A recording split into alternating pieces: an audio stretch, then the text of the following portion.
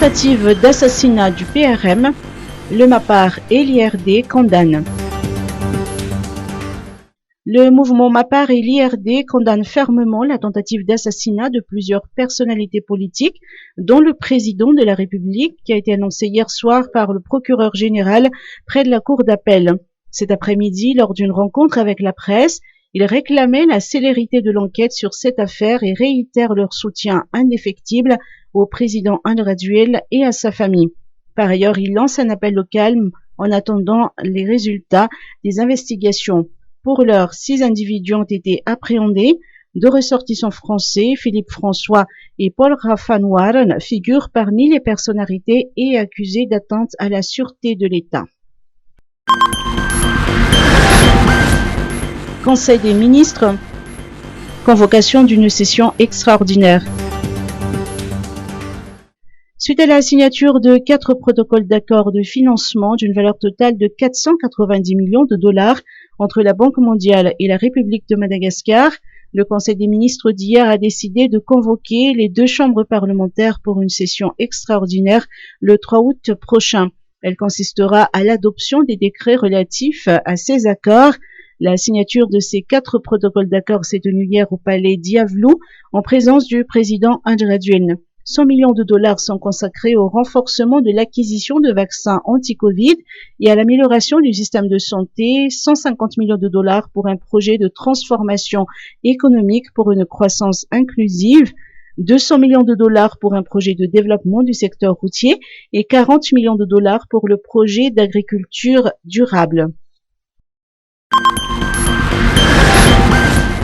Covid-19, 3 nouveaux cas et 33 cas graves. Madagascar n'a enregistré aucun décès lié au Covid-19 au cours de ces 3 derniers jours. La situation tend à s'améliorer.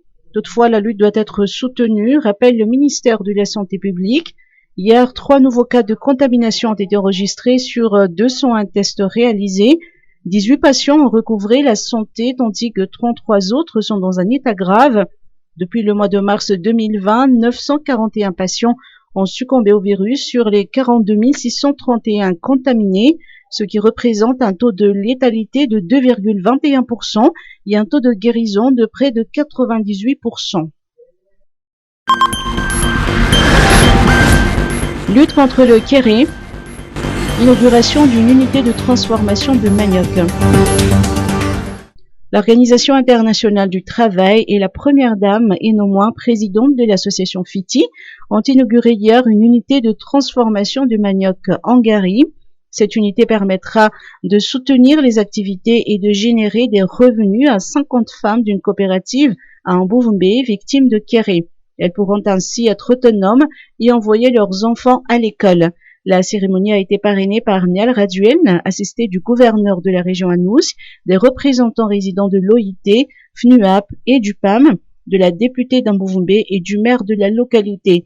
L'association FITI et l'OIT ont en outre remis à la coopérative du matériel et des semences pour la culture de manioc. La première dame, tout comme l'OIT, font preuve de pragmatisme en vulgarisant des projets concrets à petite échelle afin d'améliorer les conditions de vie des couches les plus vulnérables.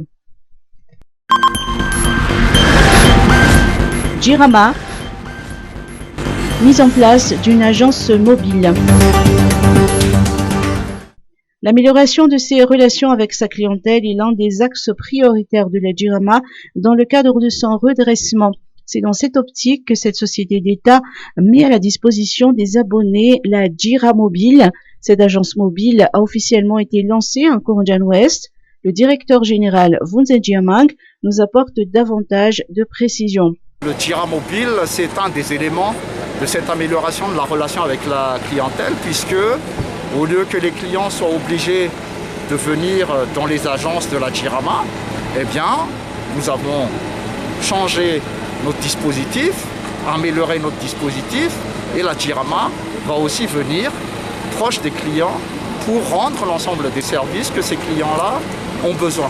Donc aujourd'hui, nous sommes ici à Kournan et nous avons en particulier une action très importante qui est la diffusion donc de branchements MOUR, c'est-à-dire branchements sociaux,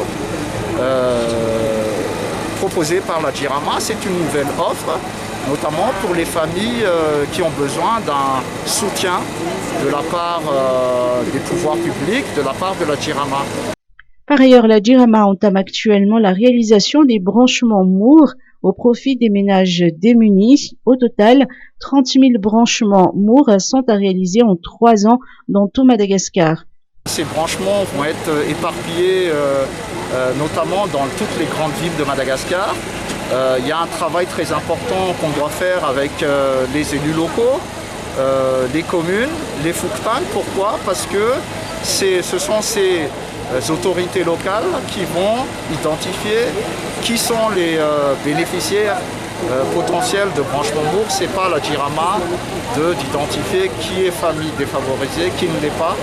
Et donc ce travail-là se met en place ici à Antananarivo, mais dans toutes les grandes villes de Madagascar, afin que nous puissions déployer. Le branchement MOUR permet une consommation d'électricité limitée à 5 ampères.